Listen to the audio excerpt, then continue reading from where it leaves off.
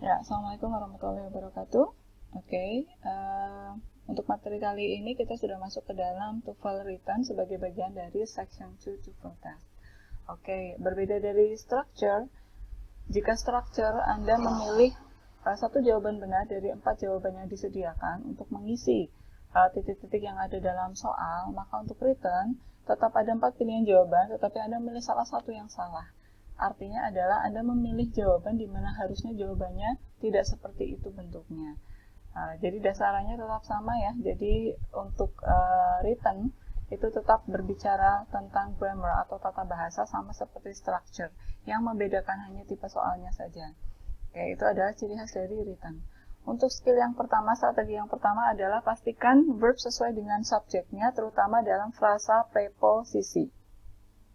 Dalam bahasa Inggris, frasa preposisi adalah prepositional phrase. Anda perlu mengetahui dulu apa yang disebut dengan preposisi. Preposisi itu adalah kata depan. Kata depan adalah di-ke-dari dalam bahasa Indonesia. Di-ke-dari dalam bahasa Indonesia ketika Anda translate dalam bahasa Inggris berupa in, on, at, about, around, through, over, between, above, below, behind, beside, dan lain sebagainya masih banyak sekali. Nah, jika Anda menemukan kata-kata seperti itu yang mengandung arti di, ke, dari, maka itu adalah preposisi atau preposition. Sementara frasa preposisi itu adalah preposisi yang diikuti dengan kata benda. Contohnya di sini ada on sebagai preposisi, the table itu adalah kata benda. Gabungan dari dua kata tersebut, on the table, itulah yang disebut dengan frasa preposisi. Adapun kata benda yang mengikuti preposisi, di sini konteksnya adalah the table ya. Table itu adalah object of preposition. Oke, jika Anda menemukan frasa preposisi, hati-hati dengan lokasi subjek dan verbnya. Pastikan baca kalimat secara utuh, fokuskan pada kata yang digarisbawahi, dan cermati jika terdapat frasa preposisi. Lihat kesesuaian subjek dan verb jika terdapat frasa preposisi. For example, ada frasa preposisi di sini, maka depannya di sini adalah subjek dan ceklah verbnya di belakang setelah frasa preposisi itu. Untuk mengecek apa? Tunggal dan jamaknya. Contohnya misal di sini ada ya. Ada frasa preposisi to the doors. Nah, depannya ini adalah subjek dan ceklah verbnya yang ada di belakang. Kalau tidak sesuai, misal subjeknya tunggal dan verbnya jamak atau sebaliknya, subjeknya jamak, kemudian verbnya tunggal, maka dua-duanya salah. Yang benar adalah jika subjeknya jamak, verbnya juga jamak, atau sebaliknya, subjeknya tunggal, verbnya juga tunggal. Selanjutnya untuk skill kedua atau strategi kedua, TOEFL written, pastikan verb sesuai dengan subjek setelah expression of quantity. Yang pertama tadi kita pelajari adalah frasa preposisi. Nah, yang sekarang kita pelajari adalah expression of quantity. Bisa dilihat contoh dari expression of quantity, Anda sebaiknya menghafalkan karena ini jumlahnya tidak terlalu banyak ya. Ada all of the, most of the, some of the, dan whole of the. Jika strateginya adalah jika expression of quantity merupakan subjek, verb harus sesuai dengan subjek. Nah, bisa dilihat ya apa yang dimaksud dengan expression of quantity. Perbedaan antara object of preposition dan expression of quantity menggunakan preposisi of. Nah, contohnya di sini ya, Anda bisa melihat perbedaannya antara object of preposition dengan expression of quantity. The genre of the film is thriller. Nah, di sini ada garis bawah ya. The genre of the film. Di sini ada the genre of the film. Nah, di sini Anda menemukan kata of. Ada menemukan kata of ya. Maka the film ini adalah object of preposition. Ini bukan subjek. Subjeknya adalah di depan, yaitu the genre. Verbnya adalah is. Oke, sementara ini ada kata of di sini ya. All of the film is thriller. All of the film is thriller. Nah, sama-sama of the film. Bisa dilihat of the film di atas, di bawah juga of the film. Bedanya adalah of the film yang ini diawali dengan kata all. Maka all di sini bukanlah subject. Subjeknya berada setelah of, yaitu the film. Beda dengan yang di atas. Jika di atas subjeknya adalah the genre, maka di bawah ini subjeknya adalah the film. Kenapa? Karena diawali dengan all of. Nah, the film adalah subjek karena didahului dengan all sebagai expression of quantity. Sehingga lebih baik bagi Anda untuk menghafalkan apa saja jenis expression of quantity. Hanya ada 4 ya. Jadi jika ada of, kemudian diikuti subjek, depannya ini ada all, ada most, ada some, dan ada half, maka all, most, some, dan half ini tidak dianggap sebagai subjek. Subjeknya berada di mana? Berada setelah of atau setelah preposisi. Sebaliknya ya, kalau depannya di sini bukan all, most, some, dan half, maka subjeknya harusnya ada di sini. Nah, kalau Anda sudah menghafalnya, Anda bisa mengetahui kapan subjek muncul di depan dan kapan subjek muncul di belakang. Dan di sini yang perlu dilihat adalah kesesuaian antara subjeknya ada di sini ya, dengan verb. Kalau subjeknya tunggal, verbnya harus tunggal. Kalau subjeknya jamak, verbnya juga harus jamak. Contohnya, Anda bisa melihat ya di sini. All of the books was interesting. Lihat di sini ada of the books. Ingat ya, karena diawali dengan all di sini, maka books-nya di sini adalah subjek. Books di sini adalah jamak, sementara kita cocokkan dengan verb di belakang. Verbnya adalah was. Was itu adalah verb untuk tunggal, sehingga kalimat tersebut salah. Begitu juga jika terbalik ya, di sini adalah tunggal, di sini kebalikannya adalah jamak, maka kalimat tersebut salah. Yang benar adalah jika subjeknya di sini adalah tunggal, di belakangnya juga tunggal, book itu tunggal, was ini adalah tunggal, atau sebaliknya, subjeknya di sini adalah jamak, maka verb di belakang juga jamak, maka itu kalimatnya benar. Oke, hati-hati terhadap expression of quantity. Oke, next skill is skill 3 atau strategi 3. Make inverted verb agree, atau dalam bahasa Indonesia adalah jika terdapat subjek dan verb yang terbalik, pastikan keduanya sesuai. Nah, normalnya kalimat yang normal begitu ya, wajarnya adalah subjek berada sebelum verb, jadi subjek kemudian baru verb. Tetapi terkadang ada kalimat di mana verb muncul terlebih dahulu dibandingkan subjek, yaitu pada jenis question atau pertanyaan, negative, place, condition. Condition itu adalah pengandaian, kemudian comparison. Comparison itu adalah perbandingan. Question itu kata tanya ya, jika diawali kata tanya seperti what, where, when, who, how, etc. Negatif jika diawali dengan only once, seldom, rarely, never, once. Penanda negatif itu adalah menunjukkan bahwa subjeknya akan muncul setelah verb. Jadi yang muncul verbnya dulu baru subjeknya.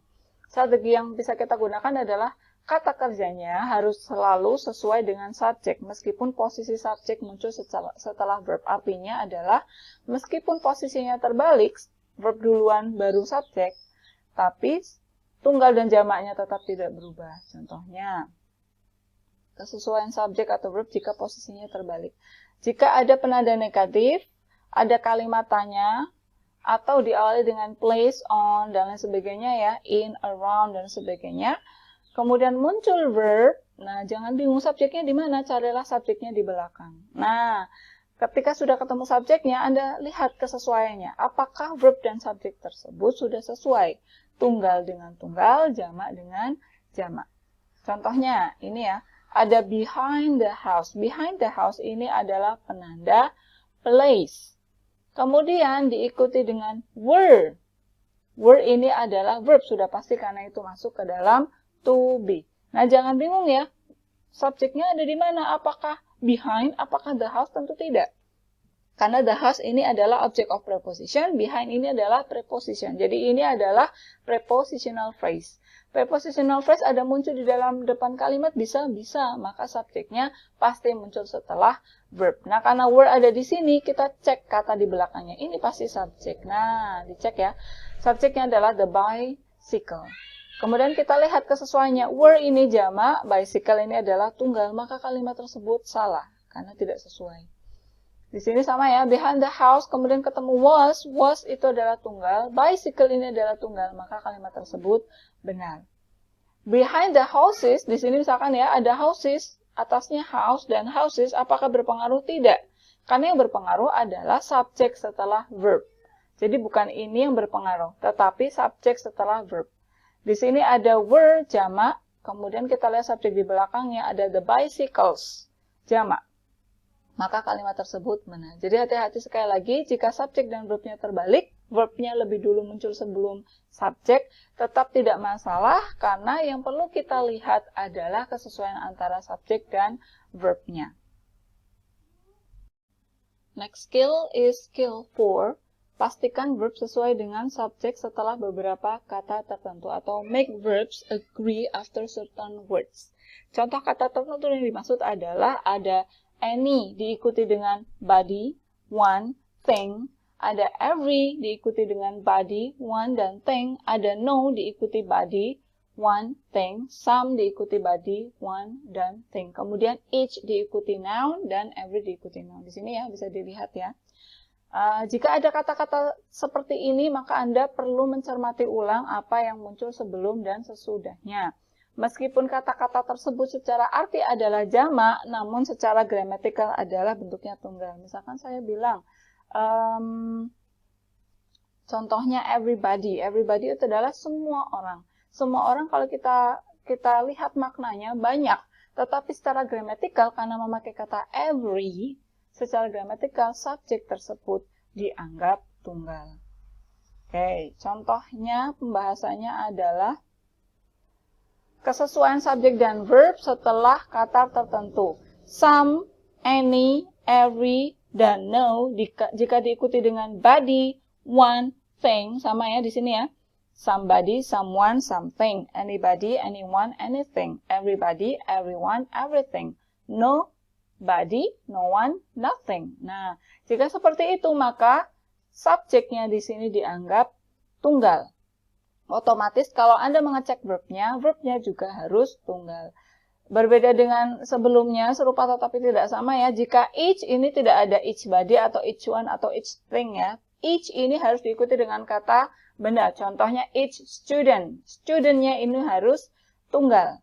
Each book, each house, each class. Nah itu semuanya dianggap tunggal. Maka verbnya juga tunggal. Contohnya, everybody participating in the festivals are exciting. Lihatlah di sini ada everybody. Kalau sudah ketemu seperti ini, cocokkan dengan verb yang ada di belakang. Are. Everybody ini tunggal, are ini jamak, maka kalimat tersebut salah. Bagaimana yang benar? Everybody ini tunggal, maka di belakang verbnya juga harus tunggal, yaitu is. Ya, the last skill in written is skill 5, gunakan parallel structure with coordinate conjunction. Kita sudah belajar coordinate conjunction sebelumnya ya. Di sini yang ditekankan adalah jika Anda menemukan coordinate conjunction, maka di situ terdapat parallel structure atau sebelah kiri dengan sebelah kanan itu memiliki struktur yang sama. Nah, dalam written ini akan lebih dikembangkan lagi dengan jika ada coordinate conjunction, jadi tidak hanya coordinate connectors ya. Kalau coordinate connectors, maka sebelah kiri adalah subjek dan verb, sebelah kanan adalah subjek dan verb. Sementara coordinate conjunction di sini, sebelah kiri itu bisa subjek dan verb, sebelah kanan bisa subjek dan verb, kemudian sebelah kiri bisa subjek atau bentuknya noun saja, sebelah kanan juga harusnya noun, sebelah kiri itu verb 1, sebelah kanan juga verb 1. Jadi, jika Anda menemukan ada and, but, or, ini adalah masuk ke dalam coordinate conjunction, maka struktur depan dan belakangnya harus sama. Jika itu noun, maka belakangnya noun. Jika itu verb ing, belakangnya juga verb ing. Contohnya sudah ada ya, semuanya bisa dilihat ya. Contoh dua noun yang digabungkan dengan coordinate conjunction. Misal, ada but. Di sini she's not a teacher, ini adalah noun. Belakangnya but work in a court. Karena di sini adalah noun, maka belakangnya harusnya noun. Sementara work di sini adalah verb, maka kalimat tersebut salah. Yang benar adalah yang kedua, yaitu lawyer. Depannya noun, belakangnya juga noun. Untuk identifikasi selanjutnya, contoh di sini juga ya. Contoh dua verb yang digabung. She invites, ini adalah verb. But never with us. Setelah but di sini, belakangnya juga harusnya ada verbnya. Tetapi never with us itu tidak ada verbnya, maka kalimat tersebut salah. Yang benar adalah she invites, belakangnya ada talks. Itu struktur yang sama. Contoh dua adjektif yang digabungkan, misalkan my boss is sincere, but speaks talkative. Ini salah. Kenapa? Karena di sini adjektif, belakangnya verb. Harusnya depannya adjektif, belakangnya juga adjektif. Frasa juga sama ya. Ingat kalau frasa preposisi maka diawali dengan preposisi. Contohnya on my desk diawali dengan preposisi on, diikuti dengan noun. Maka setelah or, belakangnya harusnya juga sama. Diawali dengan preposisi, entah apapun preposisinya bebas. Nounnya juga bebas. Contohnya di sini ya. On my desk diikuti dengan in the drawer. In itu adalah preposisi, the drawer ini adalah object of preposition berupa kata benda. Maka kalimat tersebut benar. Atau dua klausa. Dua klausa itu berarti menjadi connector ya, coordinate conjunction-nya. What you say diawali dengan kata tanya what, kemudian subject, kemudian verb 1. Harusnya diikuti juga dengan kata tanya, entah apapun itu bisa bebas ya. Yang penting kata tanya, bisa di sini where atau apapun, tetapi strukturnya sama. Kata tanya, subject, dan verb. Jadi tidak harus what di sini sama tidak, tapi strukturnya yang sama. Kata tanya apapun, subjek apapun, dan verb apapun. Yang penting ada kata tanya, subjek, dan verb.